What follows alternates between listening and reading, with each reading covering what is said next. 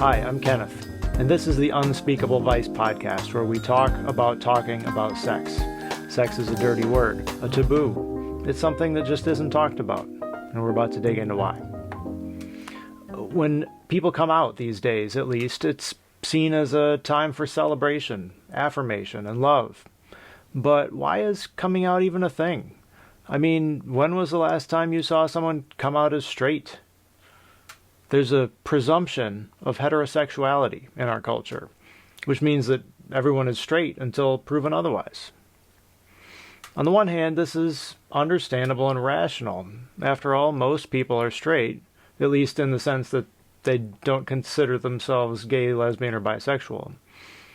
The ratios have been changing, though, and more people identify in different, non-normative ways, but that's a different issue entirely.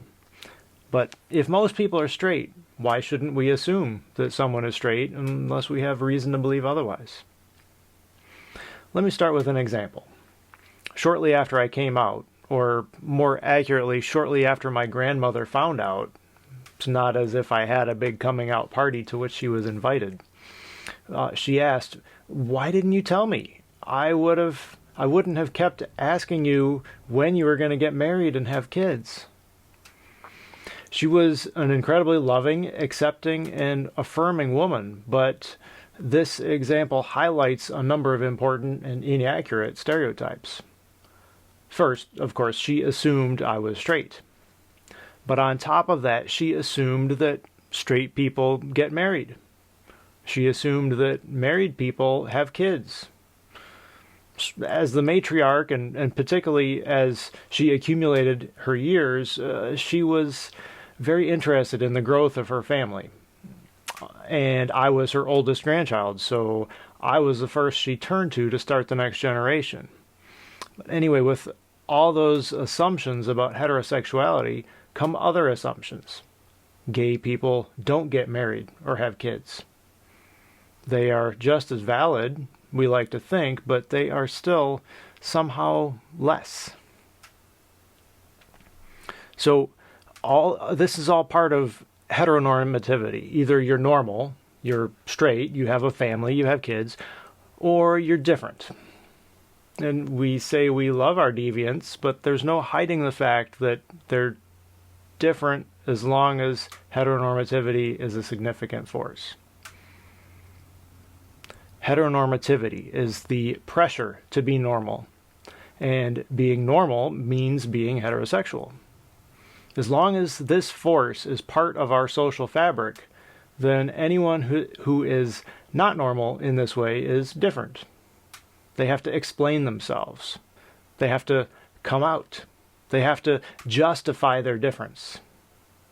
And they may have to defend themselves against the various assumptions that would have them be seen as less in some way. One of the most interesting parts of heteronormativity is not the hetero part of the sexual norm, but the sexual part. We are presumed to be heterosexual, which means we are presumed to be sexual. What's the significance of this? Well, of course we're all sexual beings to some degree, but sexual normativity is what takes the assumption of heterosexuality to the assumption that you will get married and have kids. What happens when you get into your 30s and you're still not married? You're not popping out spawn. Something must be wrong. Of course, in the past couple decades, a child-free lifestyle is becoming much more acceptable in the United States and in other Western countries, but it used to be that a 30-year-old unmarried woman was cause for drastic action, or maybe even giving up hope. It's like, quick, marry the next guy that looks at you before it's too late. Or maybe you're lesbian, which is totally okay, but if that's the case, quit pretending, come out already. Makes you wonder, is it really okay? And who's doing the pretending? On the other end of the age spectrum, we like to pretend that kids are not sexual. At least that's what we say out loud. But the presumption of heterosexuality requires young boys to be trained for their future of doing whatever heterosexual young men do. They're trained to be dominant, to assert their privilege over women, to demonstrate their sexual prowess through a high body count. Wow, I hate that expression. High but not too high. Likewise, young girls need to be appropriately attractive to boys, to be polite and desirable, and all the other things required of heteronormativity. As you can see, heteronormativity goes hand in hand with patriarchal thinking. To be heterosexual is also to be part of patriarchal culture. All these assumptions about heterosexuality are tied together, about any part of sexuality. The cultural assumption then is that everyone is heterosexual. But part of that, or in addition to that, everyone is expected to desire sex in the same way, at roughly the same age, and to act on those desires in a socially acceptable way, like getting married and having kids. Scholars have seen this compulsory fact and heteronormative pressures as a whole as a tool to suppress deviance, to equate difference with deviance, and to punish or exile those who fail to comply. The way we talk about sex matters. The assumptions we make about sex have an effect on people. By assuming that someone is heterosexual, we otherize sexual difference. That is, being different becomes a big deal. It becomes something that differentiates people. Less normal becomes less. Different becomes deviant. Those who violate heteronormativity become outsiders, others, not part of us. When people are excluded by being labeled different, we've seen what happens. Mental health suffers. Depression, anxiety, and suicide rates go up. In short, people hurt, and people get hurt. When it comes down to it, sexuality really shouldn't matter. Most of the time, it doesn't have any valid reason to be part of a discussion. To use myself as an example, who I shag is none of your business. How I shag is none of your business. Whether I shag is none of your business. Unless, of course, we're gonna shag. So why do we expect people to come out to talk about it?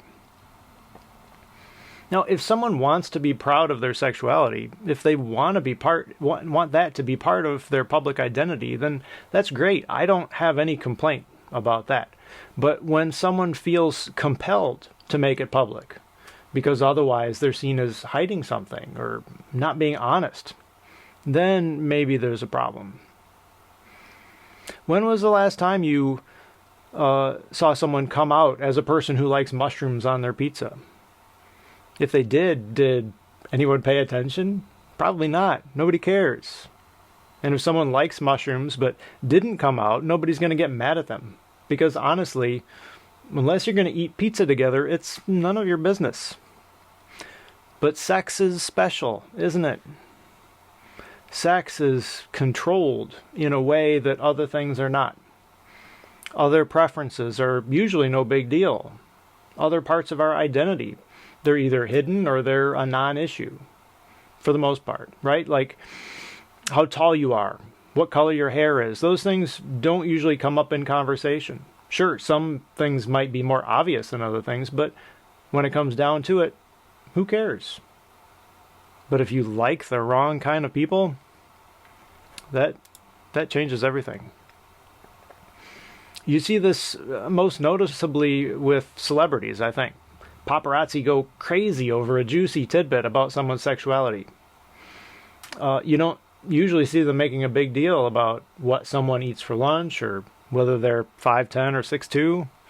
I mean, some people write stories about anything, but they just don't make headlines the same way as a story about sex. That's why I love Harry Styles.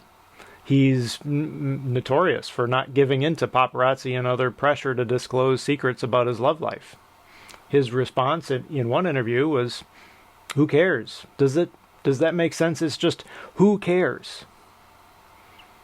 He actually clarified that he's not intentionally keeping secrets from people. It's more like maybe he's being non-committal, possibly because he hasn't even given it that much thought himself. Like, not even he cares. And I love that. It's so freeing for sexuality to be a non-issue, not even for himself. He can just be himself. Do what feels right, what's fun in the moment. If he wants to be in a relationship with a girl, or go on a date with a guy, or wear a dress, it just doesn't matter. It's fantastic. Wouldn't it be great if the whole world were like that? Thanks for listening.